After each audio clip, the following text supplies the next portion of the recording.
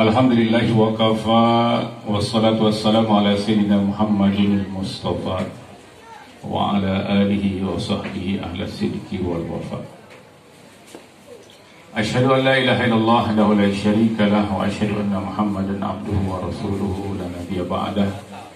Allahumma shalli wa sallim ala sayyidina Muhammadin wa ala alihi at-tahirin at-tayyibin wa ashabihi al-mayyamin muntajibin. Amma ba'd. Sebelum segala sesuatunya kita lanjutkan, mari kita mengheningkan cipta sejenak, mengirim Fatihah khusus buat para pahlawan yang beragama Islam dan juga para pahlawan yang lain yang telah berjasa mengantarkan Indonesia pada gerbang kemerdekaan. Mudah-mudahan doa di malam ini sebagai sebuah bentuk kesyukuran kita kepada mereka dan kepada Allah Subhanahu wa taala yang telah menghadirkan mereka sehingga kita hari ini bisa menikmati mengisi kemerdekaan dengan berbagai macam profesi kemampuan yang kita bisa. Al-Fatihah ila hadratin Nabi Muhammad Mustafa Rasulullah sallallahu alaihi wasallam wa alihi baitul kiram wal a'immatil al-mahdin. La siyama baqiyatil akhir arwahuna wa rawal alamin littawab maqdam fidah wa li sayyidah Fatimah az-Zahra wa mawdatina Khadijatul Kubra wa li jami' ahli baitin nubuwah wa ma'adinir risalah wa li jami'il anbiya wal mursalin wal malaikatil muqarrabin was siddiqin wasyuhada was salihin wa hasuna ulaika rafiqa wa nakhusu salliman ijtama'na huna bisababihim wa li ajrihim abaina wa ummahatina wa ajdadina wa jaddatina wa ikhwanina wa akhwatina wa aqribaina wa ahibbaina wa asatizatina wa asatizati asatizatina wa masyayikhina wa masyayikhina wa nakhusu husan kepada semua para pahlawan yang telah berjuang berkorban untuk Indonesia dan semua orang tua kami di wilayah kami, semua orang yang pernah berjasa kepada kami. Kami mohon kepada Engkau ya Allah Subhanahu wa taala agar doa kami sampai kepada mereka sebagai bentuk terima kasih kami kepada Allah. Ila hadratin Nabi Al-Fatihah.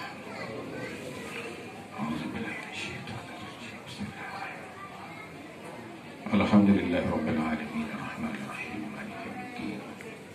Iyyaka na'budu wa iyyaka nasta'in ihdinas siratal mustaqim siratal ladzina an'amta 'alaihim ghairil maghdubi 'alaihim waladdallin. Terima kasih. Salam sejahtera buat kita semua. Om Swastiastu, Namo Buddhaya. Mudah-mudahan pada malam hari yang sejuk ini ditiup dengan semilir angin, mudah-mudahan hanya anginnya saja yang sampai sementara ini. Sebagaimana tadi yang disampaikan oleh Pak Imam selaku RW kita bahwa alhamdulillah malam hari ini kita bisa kumpul, ngopi bareng, ngobrol bareng. Dulu 77 tahun yang lalu boro-boro bisa mesan rokok Samsu ya. Yang lintingan aja susah dicari kali Pak ya. Alhamdulillah hari ini kita bisa merasakan semua hasil dari jerih payah para leluhur kita. Abraham Lincoln pernah mengatakan, one cannot escape history. Kemudian Bung Karno pernah mengatakan, jas merah, jangan sekali-kali meninggalkan sejarah. Kemudian Imam Syafi'i mengatakan, man dayya'al usul hurrimal usul. Ketiga kalimat tersebut pada intinya sama, bahwa sesungguhnya apa yang kita alami hari ini adalah akumulasi dari hasil jerih payah orang-orang terdahulu. Maka kita patut bangga mempunyai seorang proklamator yang mengingatkan kita kembali bahwa kita ini adalah nothing without them. Kita ini tidak ada artinya apa-apa kecuali dengan sebab mereka. kita hanya butiran debu yang berterbangan entah kemana. Kalau bukan karena mereka, kita hari ini masih tercerai-berai. Maka patutlah pada malam hari ini kita apresiasi segenap panitia, ketua RW, Karang Taruna yang tadi berupaya berkiprah dari masih remaja untuk mengabdikan dirinya kepada masyarakat.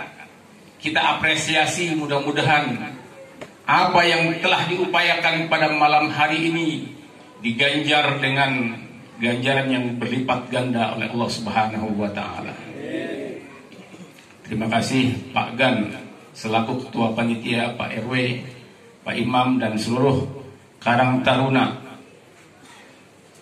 Para hadirin sekalian, kenapa kita harus mengingat kembali? Kita harus mengulang-ulang kembali sejarah perjalanan orang-orang terdahulu.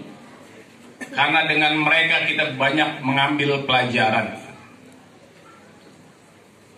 Kalau kita lihat sekarang, Pak, anak-anak yang usia rata-rata di bawah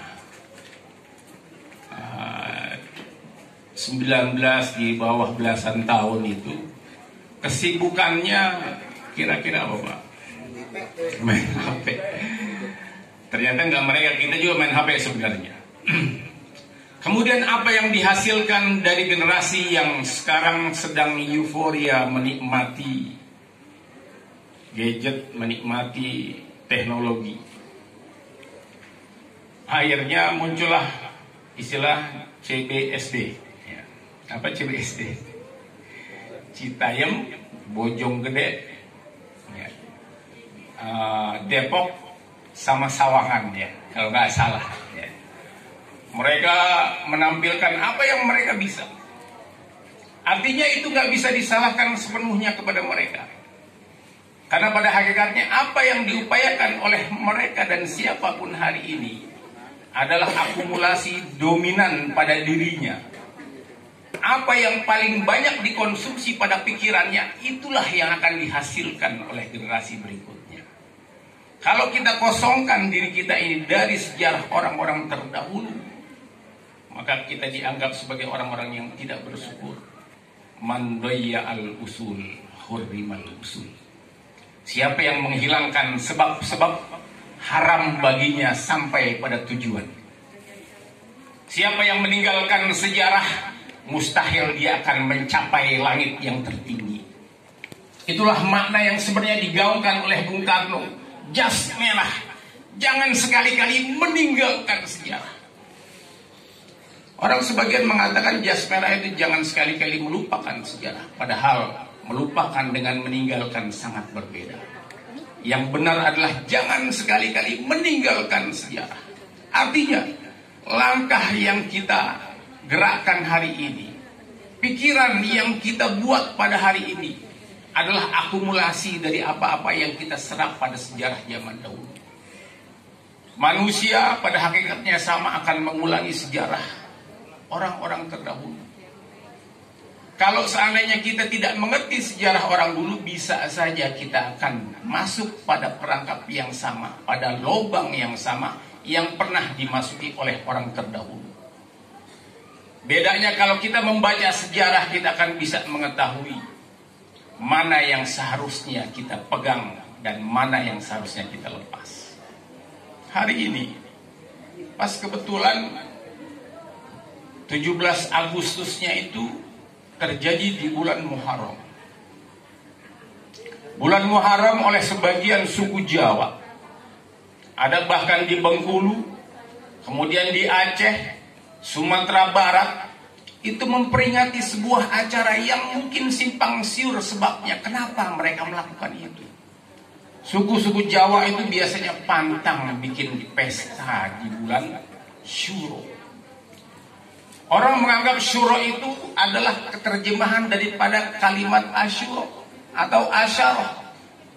Padahal sebenarnya kalau kita lihat Syuro ini, ya, Asyuro itu makanya cuman ada wazan. Kalau misalnya dia menggunakan wazan fa'ula, fa'alu, ya, asyura, fa'ulu. Harusnya pada setiap kalimat, pada setiap huruf harus ada wazan yang seperti itu. Misalnya, kenapa cuma ada di asyura, asyura dan tasu'a? Orang berpikiran asyura itu 10, tasu'a itu 9. Padahal hakikatnya kalau memang itu wazan yang benar, harusnya di 3 pun ada. 3 salasah menjadi salusu. Asyura, salusu, salusu atau khomusu, tapi ternyata tidak ada. Itu hanya dikenal di asyura dan tasu'a.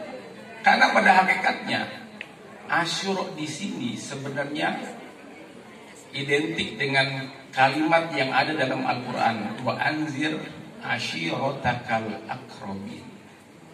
Maka berilah peringatan kepada keluargamu yang dekat. Tasu'a apa? Tasu'a sebenarnya adalah itasa'ayat tasi'u, lapang dada. Artinya tanggal 9 ini ada orang-orang yang berlapang dada, membantu orang yang tergolong asyura tadi. Yang dimaksud dengan keluarga di sini adalah keluarga Nabi kita Muhammad sallallahu alaihi wasallam. Karena pas kebetulan ya, Bung Karno dalam sebuah bait-bait orasinya pernah mengatakan, ada di buku Di Bawah Bendera Revolusi. Beliau mengatakan, beliau terinspirasi bahwa Husain adalah panji berkibar pada setiap manusia yang menentang kesombongan di zamannya, di mana kekuasaan tersebut telah tenggelam dalam kelezatan dunia dan membiarkan rakyatnya dalam keterhinaan dan penindasan. Bung Karno ternyata mengenal Sayyidina Husain dan perjuangannya tersebut terinspirasi dari Sayyidina Husain. Apa yang terjadi dengan Sayyidina Husain cucu Nabi? Kita sesungguhnya yang memeluk agama Islam punya satu hutang yang harus kita tunaikan. Kepada siapa? Kepada Nabi kita Muhammad sallallahu alaihi wasallam. Dalam Al-Quran, hutang tersebut bukan Nabi yang meminta, tapi Nabi diperintahkan oleh Allah Subhanahu wa taala untuk membayar hutang tersebut. Kata Allah dalam Al-Quran, "Qul la as'alukum alaihi ajron illal mawaddah fil qurba." Katakanlah ya Muhammad, aku tidak minta apapun dari apa yang aku sampaikan kepada kalian, illal mawaddah, kecuali satu, illal mawaddah fil qurba, kecuali kecintaan kepada keluarga. Jadi kita punya hutang mencintai keluarga Nabi sebagai manifestasi bahwa kita bersyukur atas apa yang Nabi kita bawa, sehingga kita sekarang memeluk agama yang kita anggap ini agama Tuhan, yang dengan agama ini kita akan selamat di dunia dan di akhirat nanti. Allah menggunakan kalimat mawaddah fil qurba. Mawaddah itu, ibu-ibu sering dengar kalimat mawaddah di mana, Bu? Pas pengantenan, Pak, ya. Pas pengantenan apa doanya? Semoga menjadi keluarga samawa, sakinah, mawaddah, warohmah. Sakinah, mawaddah, warohmah. Sakinah itu tenang, mawaddah itu kecintaan, rohmah kasih sayang. Apa bedanya mawaddah dengan mahabbah? Sama-sama cinta, tapi kalau mawaddah ini adalah kecintaan yang harus diekspresikan. Ibu kalau cinta sama suami harus diekspresikan. Begitupun suami ketika cinta sama istrinya harus diekspresikan. Kalau bisa sering-sering kasih hadiah. Kalau zaman dulu orang masih suka dengan hadiah bunga, tapi sekarang bunga bank. Sekarang lebih suka bunga bank daripada bunga beneran. Kenapa ekspresi tersebut harus ditampakkan? Karena bisa jadi anak kita sekarang, apalagi yang sibuk dengan gadget dan sebagainya, mereka nggak sadar bahwa orang tuanya sayang sama dirinya. Orang-orang yang akhirnya di masa dewasanya suka merusak, suka membuli orang lain, itu disebabkan karena kurangnya perhatian dan kasih sayang dari orang tua yang diekspresikan. Jadi dulu pernah ada presiden, Pak Imam ngomong-ngomong sampai jam berapa Pak Imam? Berapa menit? Yang saya tanya Pak Imam, yang jawab wakilnya Pak. Tapi nggak apa-apa ya. Seorang presiden India pernah bercerita suatu hari di waktu kecil dulu.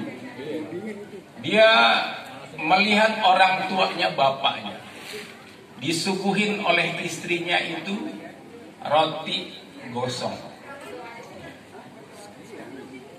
Roti gosong disuguhkan sama istrinya kepada suaminya. Si anak melihat, menunggu apa kira-kira reaksi dari ayahnya ketika melihat ayahnya disuguhi roti yang gosong oleh ibunya. Apa yang terjadi? Ternyata sang ayah, dia asik menikmati roti tersebut sambil tetap ngobrol sama anaknya. Bagaimana sekolah kamu tadi? Dia tetap acuh seakan-akan gak ada persoalan pada roti yang gosong. Bahkan dia menanyakan tentang bagaimana kondisi sekolah tua anak. Kemudian ketika ditanya, si anak ini gak ingat dia apa yang dijawabnya. Yang dia ingat adalah apa yang dikatakan oleh ibunya yang minta maaf sama bapaknya. Saya minta maaf, gak sengaja ini ya, rotinya sampai gosong. Terus kata suaminya, saya kadang-kadang butuh makanan yang agak gosong-gosong dikit. Kemudian ini anak akhirnya penasaran juga. Malamnya dia datengin bapaknya di kamarnya. Ayah, benarkah ayah suka dengan roti yang gosong? Kata si anak. Kata ayahnya, wahai anakku, ya, ibumu seharian telah lelah bekerja, mengurusi anak, mengurusi ayah. Maka persoalan roti yang gosong ini tidak menyakiti siapapun. Yang menyakiti itu adalah perkataan yang menyakitkan. Itu sebuah kecintaan seorang ayah kepada istrinya, seorang suami kepada istrinya yang diekspresikan. Jadi ekspresi itu bisa saja sebuah penghormatan. Kita jangan cepat-cepat marah ketika istri kita atau pasangan kita melakukan sebuah kesalahan yang mungkin saja itu sangat tidak disengaja. Itu sebuah ekspresi kecintaan kepada orang lain. Nah, ekspresi cinta kita kepada keluarga Nabi pun harus diungkapkan. Kenapa? Karena dari mereka kita belajar bagaimana Bung Karno ketika keluar dari penjara pengen beli makanan ringan, nggak punya duit. Bagaimana seorang Bung Karno di masa ketika di penjara itu menderita sakit ginjal sampai badannya bengkak. Dan ketika ditanya oleh ajudannya, kenapa engkau tidak angkat senjata untuk melakukan perlawanan terhadap penindasan ini? Kata Bung Karno, jangan, biarkan aku yang hancur. Ketika kita berperang melawan penjajah, mereka akan gampang sekali dikenali. Tapi kalau kita berperang kepada saudara kita sendiri, kita akan lebih hancur daripada kita berperang kepada penjajah. Biarkan aku yang hancur dan negara ini tetap aman. Dari situ kita belajar bahwa bangsa ini menjadi besar karena ada di dalamnya orang-orang yang besar yang mau mengorbankan apa saja demi keutuhan bangsa ini. Nanti 2024 kita sebagai bangsa yang dianugerahi dengan serpihan sorga oleh Allah Subhanahu wa Ta'ala ini jangan sampai dianggap tidak bersyukur. Indonesia adalah serpihan sorga yang harus kita jaga. Jangan karena cuma pengen menang dalam pemilu menghalalkan segala cara, segala corong digunakan untuk kepentingan politiknya. Bangsa ini terlalu besar. Bangsa ini sudah terlalu lelah diombang-ambing dengan ketidakpastian. Maka jangan sampai kita berharap pada tahun 2024 nanti. Karena mungkin saja kita punya trauma yang cukup signifikan. Pada pilgub sama pilpres. Suasananya itu bikin gerah padahal udara lagi mendung. Kenapa? Karena sebagian orang yang pengen kekuasaan tersebut menghalalkan dan menarasikan apapun yang bisa membuat dia menang. Jangan bohongi rakyat ini dengan isu-isu yang tidak jelas. Bahwa urusan politik adalah urusan politik. Jangan sampai dianggap bahwa ketika kita memilih si fulan, kita akan masuk neraka.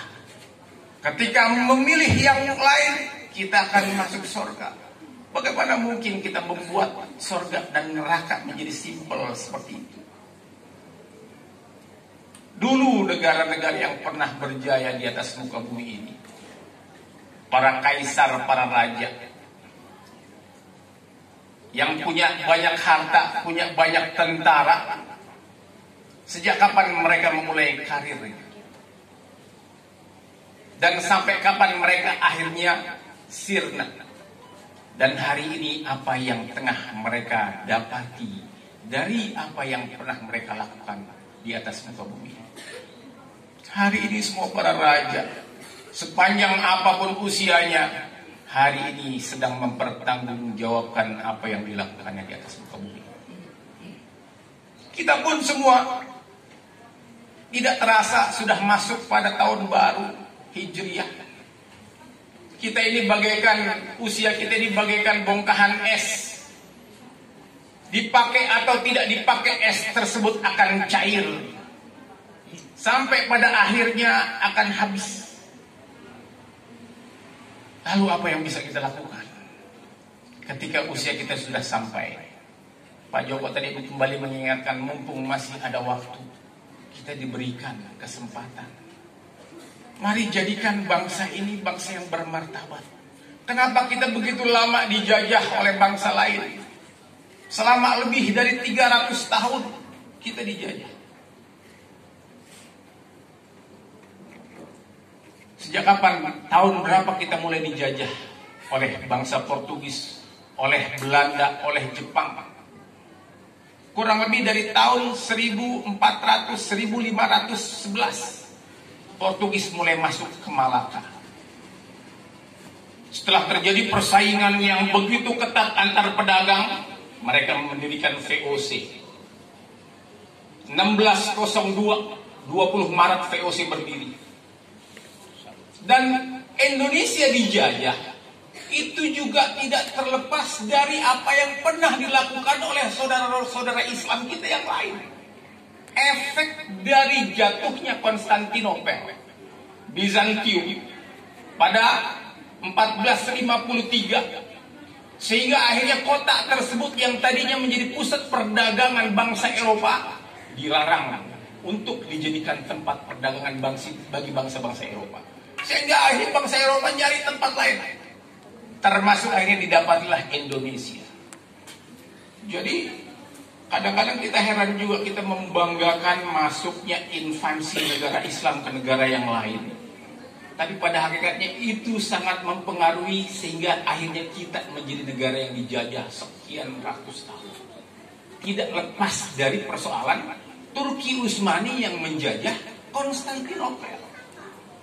Konstantinopel yang tadinya menjadi pusat perdagangan bangsa Eropa ketika dikuasai oleh Turki Utsmani, kemudian akhirnya orang-orang Eropa yang biasa berdagang sana sudah dilarang.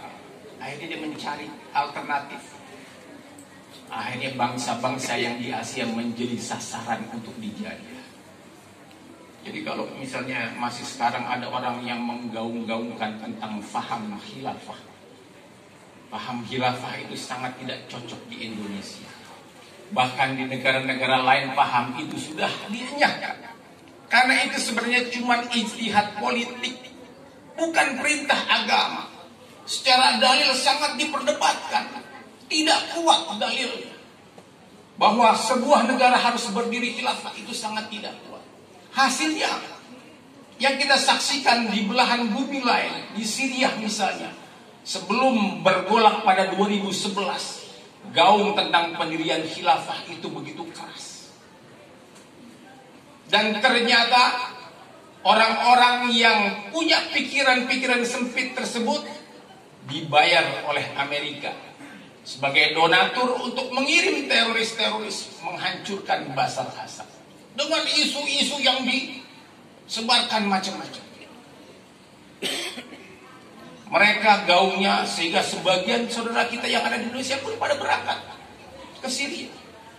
Mereka menganggap khilafah menjadi satu-satunya solusi untuk persoalan yang ada. Hasilnya apa? Mereka terlantar di sana.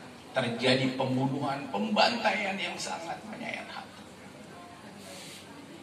Karena pada hakikatnya khilafah adalah prinsip yang sangat lemah untuk ditegakkan. Dalam usul, dalam kaidahnya itu sangat lemah. Kita jangan sampai, pada hakikatnya mereka-mereka yang menyuarakan tentang apapun atas nama agama, pada hakikatnya adalah ingin merasakan kelezatan kekuasaan. Sebagaimana Islam ketika berdiri, Islam ketika futuh Mekah, sebagian orang Arab saat itu masih melihat kekuasaan Romawi dan Persia itu menjadi contoh bagi mereka. Mereka berangan-angan, kapan kira-kira kita bisa menjadi raja di negara kita. Ketika dilihat Islam sedang bangkit, sedang trending, mereka mendompleng melihat Islam yang sedang trending sebagai sebuah kesempatan. Ini kesempatan bagus, saya ingin berkuasa. Sehingga sebagian orang yang memasuki agama Islam pada saat itu motifnya bukan untuk kebenaran. Sebagian besar motifnya untuk merasakan lezatnya kekuasaan. Sehingga tidak bisa dinafikan bahwa sebagian bangsa Eropa menganggap Islam itu disebarkan dengan pedang. Dan memang kenyataannya sebagian orang yang masuk agama Islam, mereka masuk hanya untuk mendapatkan kekuasaan. Sehingga mereka sebenarnya tidak paham tentang agama Islam itu apa. Yang dia paham bahwa saat itu Islam sedang trending dan digandrungi banyak orang, selalu menang dalam banyak peperangan. Sehingga orang-orang yang haus kekuasaan menggunakan Islam itu sebagai kendaraan untuk menggapai kekuasaan. Kita bisa saksikan khilafah-khilafah yang pernah berdiri, Bani Umayyah, Bani Abbasiyah, Turki Utsmani. Ketika orang menggelorakan dengan berkembangnya kebudayaan dan peradaban, tapi di samping itu banyak hak-hak orang yang dihilangkan. Ma ra'aitu nikmatan mawfuratan illa bijanibiha haqqun mudhayya. Kata Sayyidina Ali, aku tidak melihat sebuah hingar-bingar kekuasaan itu kecuali di sampingnya ada hak-hak orang yang dilanggar. Termasuk peristiwa di bulan Asyura ini. Di zaman Bani Umayyah, keluarga Nabi yang harusnya diagungkan, dihormati, dibantai. Pembunuhan Sayyidina Husain dan keluarganya merupakan penistaan agama dan pelecehan terhadap kehormatan Nabi. Namun mereka tidak tinggal diam ketika mereka sudah melakukan sebuah kesalahan. Dibuatlah generasi-generasi yang akhirnya nanti digunakan untuk membungkam orang-orang yang ingin menceritakan tentang Karbala. Terlepas dari pemahaman Sunni Syiah yang mungkin berkembang, tapi Sayyidina Husain adalah cucu Nabi yang patut kita hargai. Beliau termasuk dari ahlul kisah, orang-orang yang disucikan oleh siapa? Oleh Allah Subhanahu wa ta'ala. Bukankah ayat innama yuridullahu liyudhiba ankum rijsa ahlul bait wa yutahhirakum tathhira sering kita baca dalam acara-acara tahlim. Sesungguhnya Allah menginginkan menghilangkan kekejian, kekotoran pada diri kalian dan mensucikan kalian sesuci-sucinya. Ketika ayat tersebut turun, Rasulullah merangkul Sayyidina Hasan, Sayyidina Husain, Siti Fatimah dan Sayyidina Ali.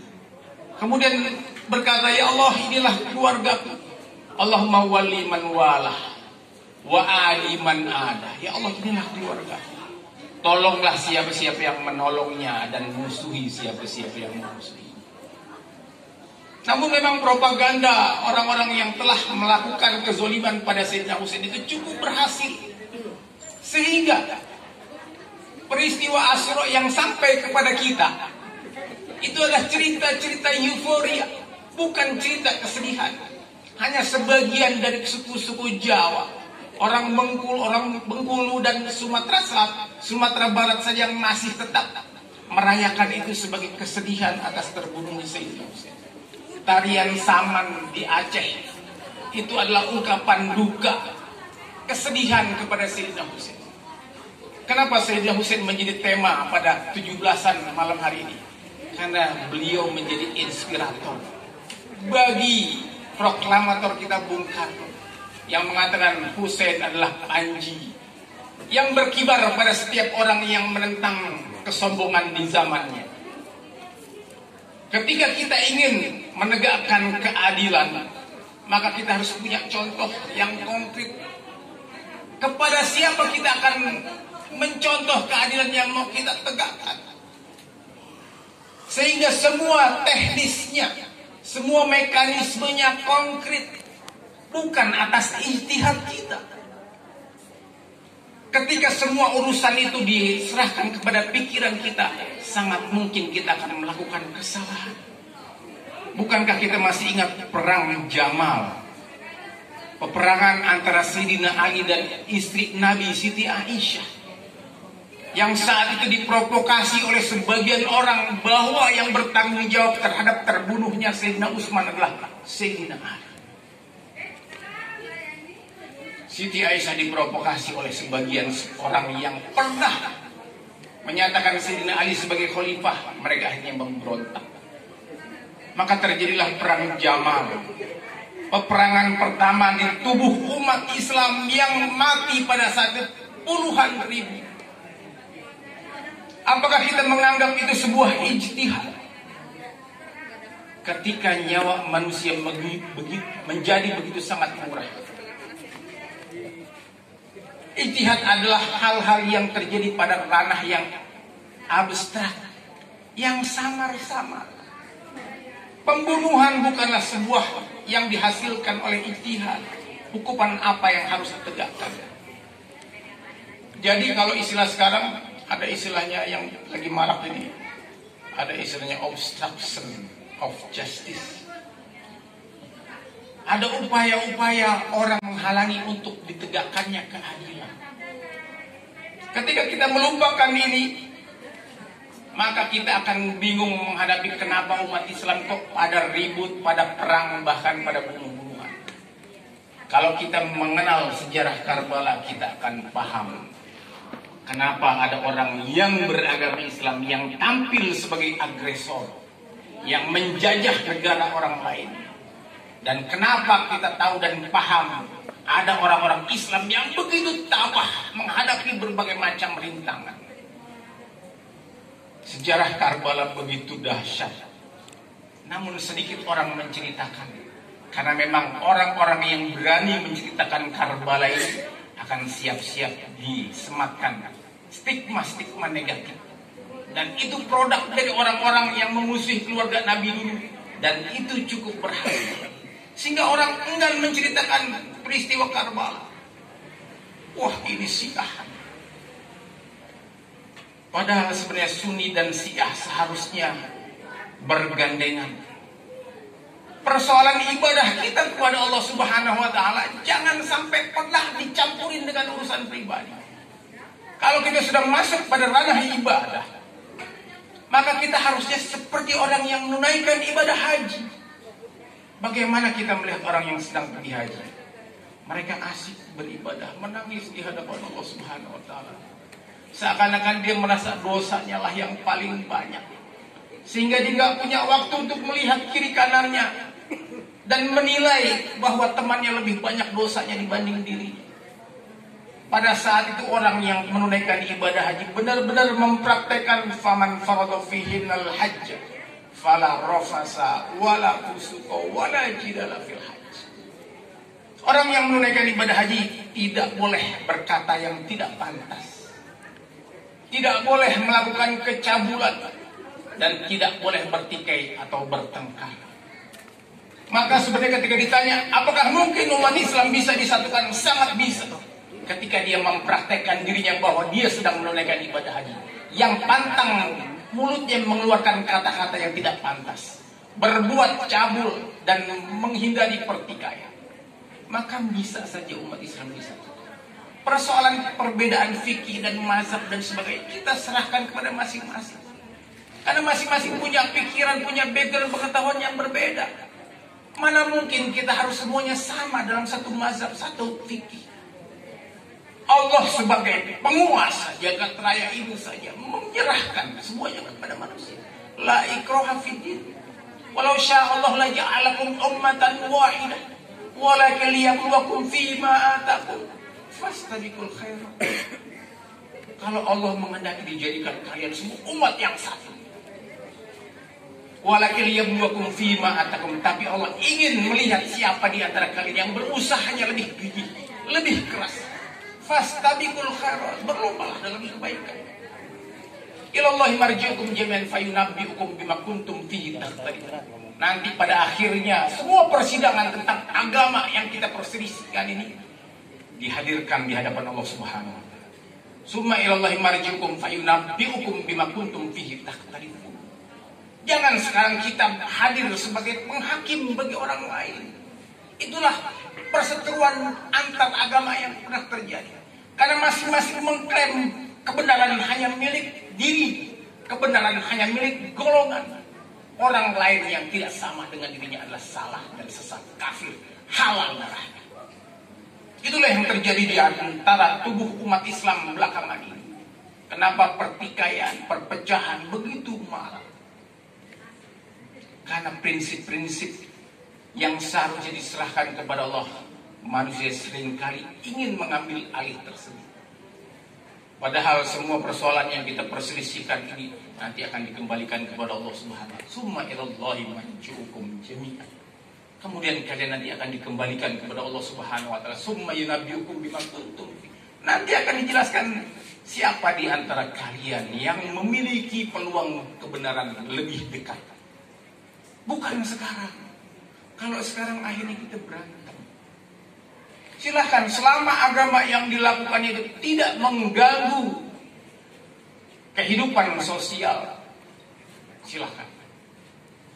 Karena itu urusan privasi dia dengan Tuhan. Jangan sampai kita mendelik kepada orang yang ibadahnya berbeda dengan kita.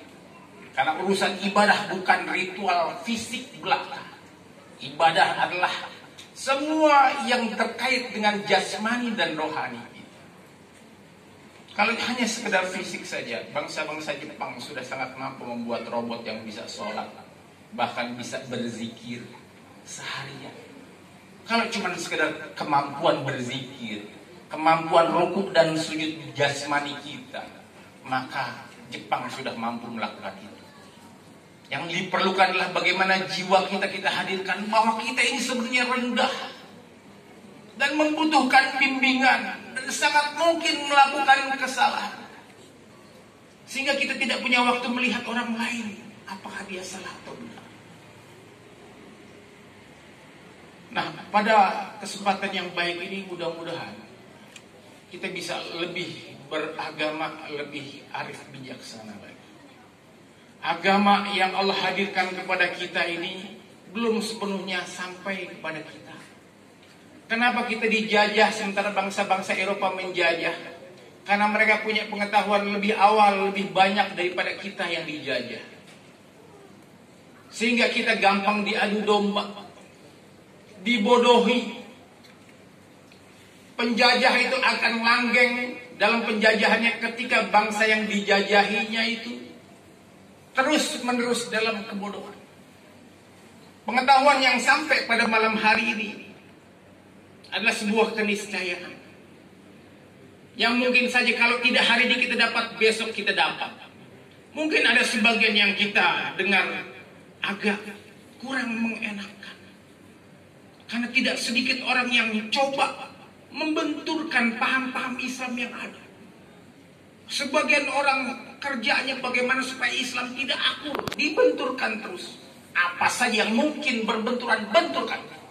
Jangan sampai umat Islam aman, damai, sehingga dia mempunyai waktu yang cukup untuk berkreasi. Maka hentikan semua perbedaan-perbedaan khilafiyah dalam agama. Bahkan dalam persoalan ketuhanan sekalipun kita nggak punya hak menghakimi orang lain. Sebagian orang menganggap bahwa Allah itu esa. Sebagian lagi menganggap membagi Allah itu pada rububiyah, pada uluhiyah, pada sifatul asma. Apa itu semua? Itulah semuanya potensi-potensi berbeda yang ada pada tubuh umat Islam. Dan perbedaan tersebut sebuah keniscayaan yang gak bisa kita tolak. Yang terpenting kita harus bersikap mawas diri, dewasa menghadapi berbagai macam perbedaan. Itu semua liyabluwakum fima atakum, sebagai kekayaan. Sebagai kekayaan agama kita, bahwa ternyata ada pemahaman yang berbeda dengan pemahaman yang kita pahami selama ini. Ketika orang banyak bergaul kepada negara-negara yang lain, dia akan lebih banyak bijaksananya.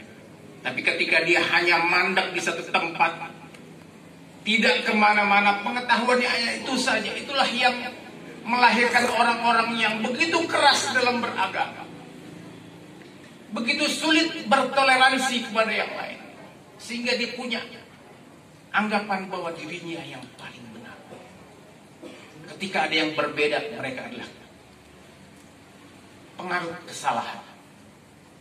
Maka di RW 04 yang luar biasa ini, pada malam ini dihadiri oleh begitu banyak kalangan, kita berharap kita yang bertanggung jawab menjaga negeri ini, Indonesia sebagai serpihan sorga. Kalau kita melihat perangai, kalau manusia itu diklasifikasikan dengan perangai, bukan dengan fisik, maka saya yakin bahwa Nabi Muhammad itu sebenarnya dilahirkan di Indonesia. Kalau dilihat dari perangai, bukan fisik loh Pak ya. Kan innallaha la yanzuru ila jisamikum wala ila suwarikum walakin Allah yanzuru ila qulubikum. Sesungguhnya Allah tidak melihat pada fisik kalian, pada gambar warna kalian, tapi Allah melihat hati kalian. Kalau seandainya klasifikasi itu berdasarkan akhlak, maka Kayaknya Rasulullah pernah tinggal di Indonesia karena akhlaknya itu sangat pemaaf, sangat lupa kewu. Jadi Nabi Muhammad diceritakan di surah Al-Hujurat itu, ada sebagian bangsa Arab ini, Arab pedalaman ini, yang sengaja datang kepada Nabi di saat-saat makan. Tidak ada yang gitu Pak. Incar datangnya namanya pas waktu makan. Ini orang-orang Arab sebagiannya begitu. Datang ke Rasulullah pas acara makan siang. Rasulullah mau menolak nggak mungkin. Rasulullah sangat lebih kasih daripada ibu bapak kita sekalian. Sehingga ini orang-orang tersebut diajak masuk ke dalam.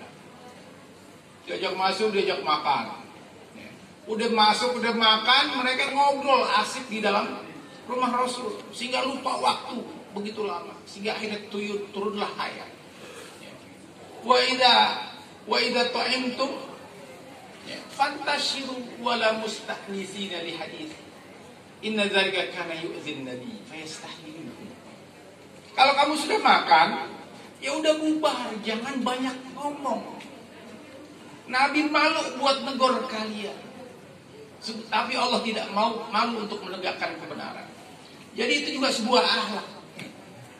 Kalau kita datang ke rumah orang pas waktu makan, kalau udah makan selesai bubar, cari tempat yang lain. Jangan ngopi ngerokok di situ juga. Karena sebagian suku yang ada di Indonesia juga punya kebiasaan itu mendahulukan laki-laki. Meskipun dia tuan rumah, khususnya di Sulawesi, saya pernah beberapa tahun di Sulawesi. Kalau ada tamu itu pasti semuanya didahulukan yang laki-laki. Perempuan ini nunggu lama. Yang kedua, kasihan kalau misalnya akhirnya kita berlama-lama di tempat makan, sementara mereka belum makan. Itu termasuk akhlak yang baik yang diperlihatkan oleh Nabi kita Muhammad SAW. Sehingga orang-orang yang hebat tersebut harus terus kita hadirkan dalam pikiran kita. Mereka tetap membuat sesuatu yang baik di saat bagaimanapun. Kenapa akhirnya Allah hadirkan acara 17-an ini di bulan Muharram? Karena kita di sini di saat ini secara sunatullah disuruh mengingat tentang perjuangan Sayyidina Husain. Sehingga kita bisa hadir tetap menjadi manusia pada saat-saat yang paling genting sekalipun. Orang nanti beralasan, wah bisa dia membuat saya emosi dan sebagainya sehingga saya lepas kontrol. Berarti dia tidak punya contoh orang-orang hebat yang tetap terjaga emosinya meskipun pada saat-saat genting. Tahukah kita bahwa Sayyidina Husain dan keluarganya dan anaknya yang kecil sebelum dibunuh dan dibantai kehausan selama 3 hari. Padahal di sampingnya ada sungai Efrat. Dia dilarang untuk mendapatkan air. Tapi apa yang didoakan kepada yang menyerangnya? Setiap saat Sayyidina Husain mengingatkan, wahai kalian, lihatlah siapa yang kalian buat sengsara ini. Aku adalah putra dari putri Rasulullah SAW. Sebagai putra dari seorang yang masuk Islam pertama kali di masa remaja. Dan aku mempunyai seorang abang. Dan aku sendiri mendapat julukan Sayyidah Sababa Ahlil Jannati Ajmain. Aku dan keluarga abangku Hasan menjadi pemuda penghulu surga. Lalu lihat siapa kalian. Apakah kedudukan aku yang seperti ini berhak kalian zolimi, kalian sakiti? Sehingga anak-anak yang kecil ini juga tidak mendapatkan air. Kalau kalian memang punya urusan sama aku pribadi silahkan. Tapi biarkan yang kecil-kecil ini, yang perempuan ini mendapatkan air. Basahi tenggorokan mereka dengan air. Selama 3 hari lebih mereka kehausan dan kelaparan. Dan yang sangat mirisnya, mereka yang melakukan itu adalah orang-orang yang mengaku sebagai pengikut Nabi Muhammad dan mengharapkan syafaat. Maka kita tidak akan heran menghadapi orang-orang yang kadang sebagian sangat memusingkan pikiran kita. Bagaimana seorang Abdurrahman bin Muljam, seorang penghafal Quran, mampu melakukan eksekusi kepada Sayyidina Ali dalam waktu ketika bersujud. Dia yang mengeksekusinya adalah penghafal Quran, yang sholat malamnya tidak pernah lepas, puasanya tidak pernah lepas. Bisa saja nanti kita akan ketemu orang-orang yang seperti itu. Tapi semua ajaran-ajaran agama tidak sampai pada lubuk hatinya yang paling dalam. Hanya sampai pada lisannya. Hanya sebagai sebuah kebanggaan. Padahal kita berislam ini supaya menjadikan diri kita hadir bermanfaat di tengah-tengah orang banyak. Memberikan kasih sayang sebagaimana perintah Allah. Bismillahirrahmanirrahim. Allah meskipun mempunyai sifat mutakabbir, Allah meskipun mempunyai sifat muntakib, tapi itu dalam Al-Quran hanya digunakan dalam satu kalimat saja, satu ayat saja. Selebihnya Allah lebih mengedepankan Ar-Rahman Ar-Rahim. Sebagai wujud kita sebagai hambanya, harusnya mengedepankan kasih sayang kepada orang lain, bukan marah. Kalau kita mau marah, cari 100 alasan kenapa orang melakukan itu terhadap diri kita. Karena pada hakikatnya ketika kita marah, kita sedang dikendalikan oleh setan. Udah Pak ya? Ini jam berapa Pak? Oh iya, persoalannya begini. Kalau saya teruskan juga, saya melakukan sebuah kezaliman yang lain. Kalau ada tepuk tangan seluruh dari. Karena kita kan ngumpulnya habis isa, biasanya orang makan habis isa kan gitu. Jadi saya khawatirnya bukan karena laparnya, tapi nasinya jadi kering kan gitu. Jadi saya cukupkan saja ini sebagai sebuah ungkapan syukur saya, termasuk menjadi bagian yang didekatkan oleh Allah Subhanahu wa taala dari warga RW 04. Saya ini termasuk merupakan kesyukuran yang luar biasa. Melihat bagaimana apresiasi dari panitia dan sebagainya. Ini saya benar-benar respect luar biasa pada RW 04 secara umum. Terima kasih sudah mengundang saya, sudah bisa bersilaturahmi dengan Bapak Ibu sekalian.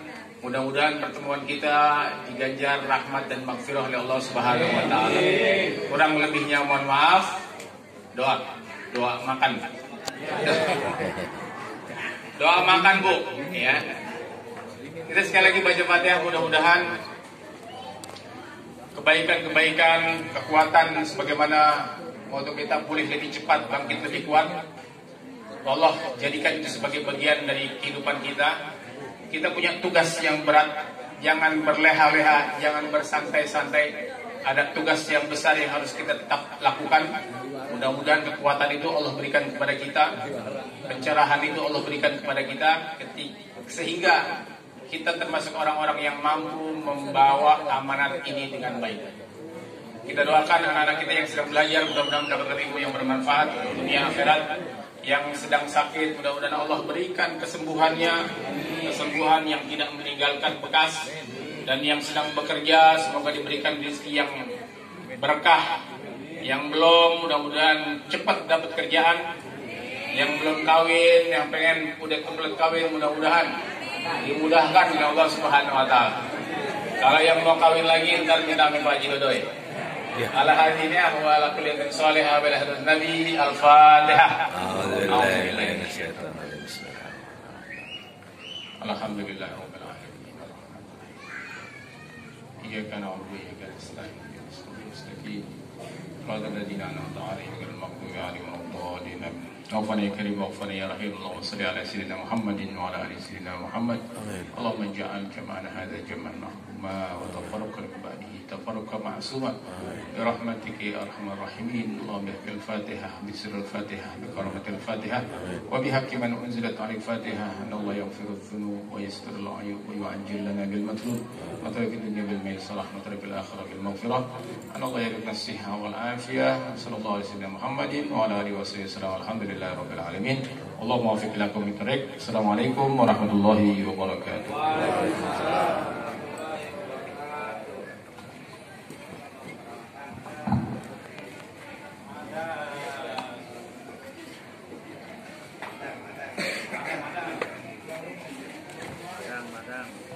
Terima kasih kepada